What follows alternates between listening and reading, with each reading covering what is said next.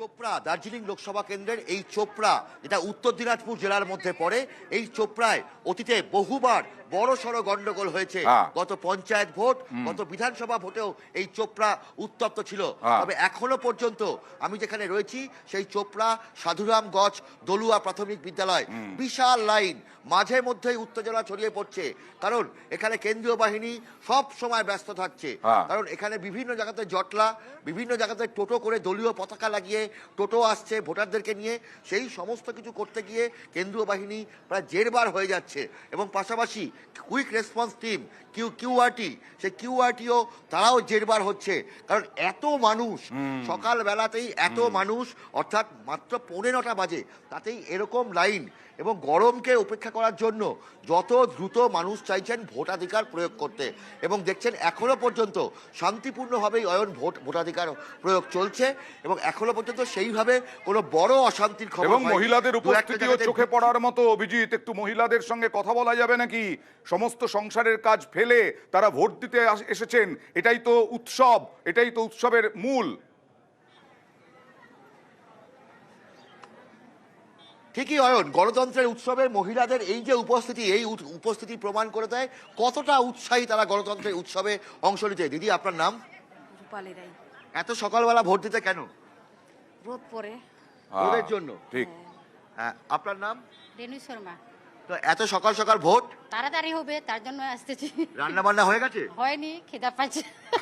গিয়ে রান্না বান্না করবেন, হাসি, সংসারের কাজ করবেন, কাজ সামলাবেন। হ্যাঁ, একদম একদম এই হাসিটাই তো দরকার ভোটারদের, কারণ উৎসবে, ভোটের উৎসবে কখনো অশান্তি বা বিশৃঙ্খলা এগুলো দেখতে চাই না আমরা।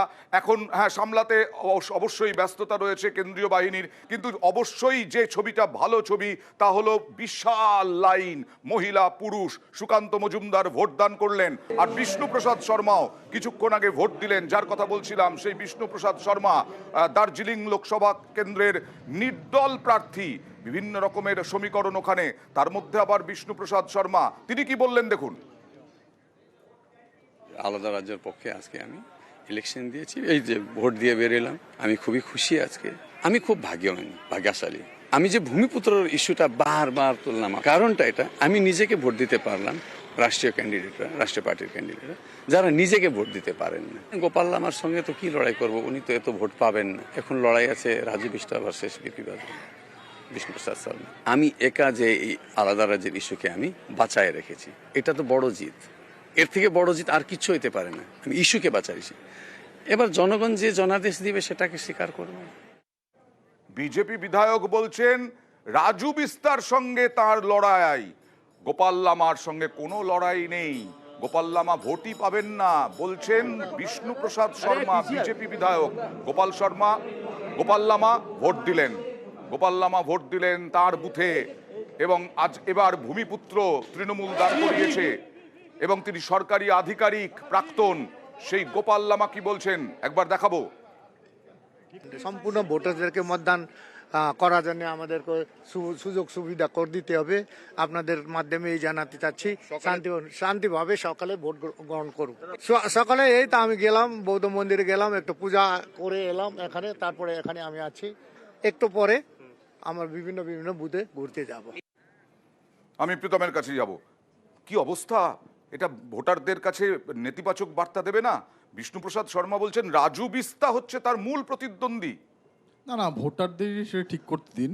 আজকে দেখুন, গণতান্ত্রিক অধিকারে যা যেভাবে খুশি দাঁড়াবেন, সেটা নিয়ে আমাদের বক্তব্য নেই। বক্তব্য হচ্ছে যে বিষ্ণুপ্রসাদ শর্মা আজ থেকে নয় প্রীতম, গত কয়েক মাস ধরে যা বলে এসেছেন, তোমরা ব্যবস্থা নিতে পারোনি, আজকে নির্দল প্রার্থী হয়ে দাঁড়িয়েছেন, কিছু করতে পারোনি এখনো পর্যন্ত। না, করার কি আছে? দেখুন, গণতান্ত্রিক পদ্ধতিতে যে করতেই পারেন, সেটা নিয়ে কোনো বক্তব্য নেই। কিন্তু যারা ভোটার, যারা ভোট দিতে যাবেন, তারা কিন্তু দেখবেন যে রাজু বিস্তা লাস্ট 5 বছরে দার্জিলিংয়ের জন্য দিল্লি থেকে কত প্রভূত উন্নত করেছেন, কত এমপি লাইডারে কত টাকা খরচা করতে পেরেছেন, ওনারা 100% টাকা খরচা করেছেন।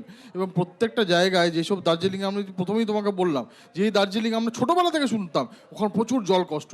আজকে তুমি দেখো ওখানে প্রত্যেকটা পৌরসভায় যেভাবে জলের কাজ হয়েছে, মানুষ খুশি, মানুষ আরও চাইছে যে দার্জিলিংয়ে আরও বেশি যেন কাজ হয়।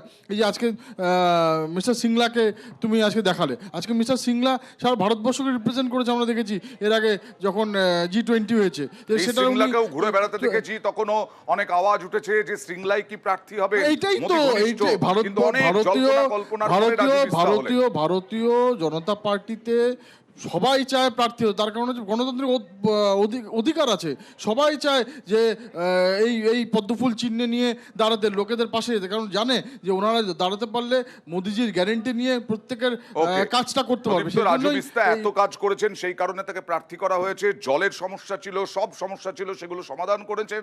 তাহলে দুর্নীতি, তৃণমূলের দুর্নীতিটাই কি মূল ইস্যু হয়ে যাবে বিজেপির পক্ষে? 5-5-25 এই 5-5-25-এর দুর্নীতি, অর্থাৎ 25 কোটির দুর্নীতি পরবর্তী যখন ইন্ডিয়া জোটের সরকার হবে বেরিয়ে আসবে রাজু বিস্তার। কত টেন্ডার দুর্নীতি হয়েছে আর কত বিনা টেন্ডারে কাজ দিয়ে দিয়েছে সে সব প্রকাশ হবে ইন্ডিয়া জোট ক্ষমতায় এত আসবে। কিছু দুর্নীতি আসলে রাজু বিস্তা পার্মানেন্ট সলিউশনের কথা বলেছিল, চিৎকার করতে বারণ করো, সকাল সকাল সারাদিন চালাতে হবে।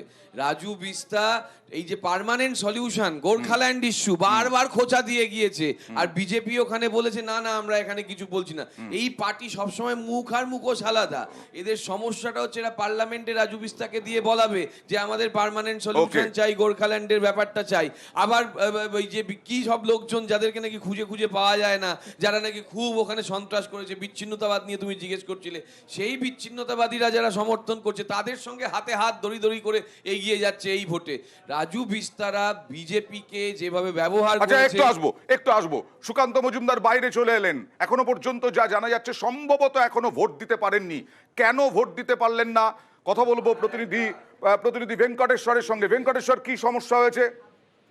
দেখো, সুকান্ত মজুমদার যখন বুথের ভেতর যান তখন তার যে ভোটার লিস্ট, সেই ভোটার লিস্টে সুকান্ত মজুমদারের নাম খুঁজে পাওয়া যাচ্ছিল না। আচ্ছা। দীর্ঘক্ষণ সুকান্ত মজুমদার ভেতরে অপেক্ষা করতে থাকেন এবং তারপরে একেবারে বিরক্ত হয়ে তিনি বুথের বাইরে চলে আসেন।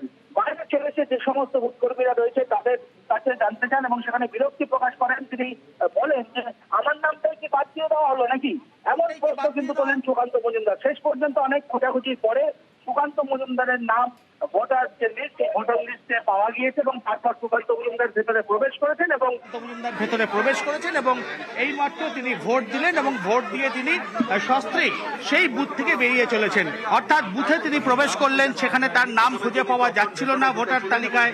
তা নিয়ে বিরক্ত প্রকাশ করেন সুকান্ত মজুমদার। দীর্ঘক্ষণ তাকে ভেতরে অপেক্ষা করতে হয়।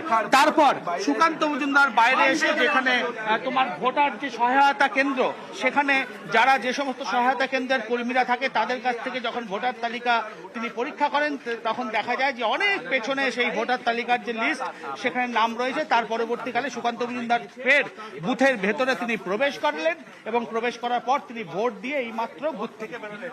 অর্থাৎ কেন খুঁজে পাওয়া যাচ্ছিল না তা কি জানা গেল? কেন খুঁজে পাওয়া যাচ্ছিল না নাম?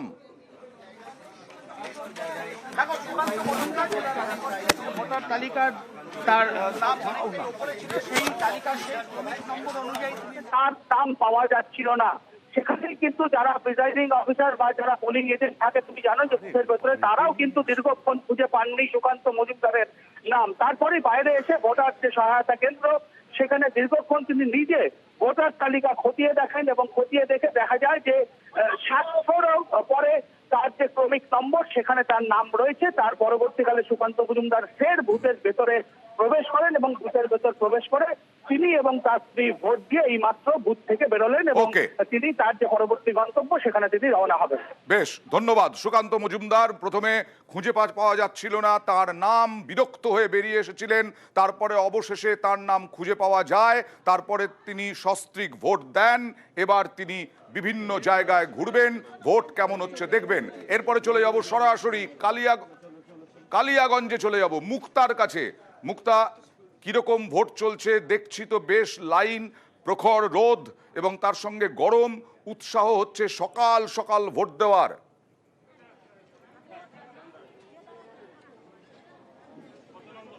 অয়ন্দা, আমি এখন কালিয়াগঞ্জে রয়েছি, যেখানে বিজেপি প্রার্থী কার্তিক চন্দ্র পাল যে বুথে ভোট দিয়েছে সেই বুথে আমি দাঁড়িয়ে আছি। আমরা দেখাবো যে প্রচন্ড গরম আর যে রৌদ্র রয়েছে।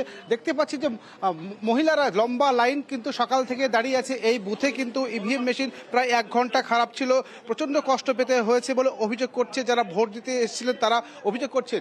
আমরা সেই ছবি দেখাচ্ছি যে দেখো ভোটের কার্ড হাতে নিয়ে কিন্তু দাঁড়িয়ে আছে ভোট দেওয়ার জন্য এবং বিভিন্ন জায়গা থেকে ইভিএম খারাপের খবর আসছে এবং যে কার্তিক পাল অভিযোগ করছেন বিভিন্ন জায়গায় যে ইভিএম খারাপ আছে, এই গরমে রোদ্রে দাঁড়িয়ে আছে, তাড়াতাড়ি যেন ইভিএমগুলো ঠিক করা হয়, সেই অভিযোগ কিন্তু করেছেন কার্তিক পাল বিজেপি প্রার্থী। তবে যে এই গরমের মধ্যে দাঁড়িয়ে আছে এবং যারা মহিলারা কিন্তু ওরাও কিন্তু পিছিয়ে নেই, তারাও কিন্তু লম্বা লাইন এবং ভোট দেওয়ার জন্য দাঁড়িয়ে আছে এবং শান্তিপূর্ণভাবে ভোট হচ্ছে কালিয়াগঞ্জ শহর জুড়ে। এবং পাশাপাশি দেখাবো যে আমার পিছন সাইডে যারা পুরুষ ভোটাররা রয়েছে তারাও কিন্তু দেখো লম্বা লাইন দিয়ে তারা কিন্তু দাঁড়িয়ে আছে সকাল থেকেই। এবং যে আরও সমস্যা হয়েছিল যে এই বুথে যে 1 ঘন্টা ইভিএম মেশিন খারাপ থাকার জন্য কিন্তু এই সমস্যা দেখে দিয়েছে, কিন্তু এখন কিন্তু দ্রুত ভোট প্রক্রিয়া চলছে। পাশাপাশি যে এই যে এখানে কালিয়াগঞ্জে যে বিভিন্ন এলাকায় কিন্তু অভিযোগ করছেন, বিভিন্ন এলাকায় কিন্তু ইভিএম মেশিন খারাপ চলছে। ইভিএম খারাপ থাকলে কতটা ধৈর্য থাকবে মানুষের, ভোটারদের, কারণ গরম উত্তরোত্তর বাড়ছে। আজকে 9টা বাজে, 9টাও বাজেনি, এখনই যা রোদ কলকাতা সহ বিভিন্ন জায়গায় এবং যেখানে যেখানে ভোট হচ্ছে 12টার সময় আর ভোট দেওয়ার ধৈর্য বোধহয় থাকবে না মানুষের। ইভিএম খারাপ হচ্ছে কি গরমের কারণে, টেকনিক্যাল ফল্ট, এই সব নিয়ে চর্চা তো চলবেই, নির্বাচন কমিশন পদক্ষেপ করবে। কিন্তু এখন যথেষ্ট উৎসাহ আছে মহিলাদের মধ্যে, পুরুষদের মধ্যে, ভোটারদের মধ্যে, কিন্তু তারা ভোট দিতে পারছেন না ইভিএম এর খারাপের জন্য। দেখা যাক কি হয়।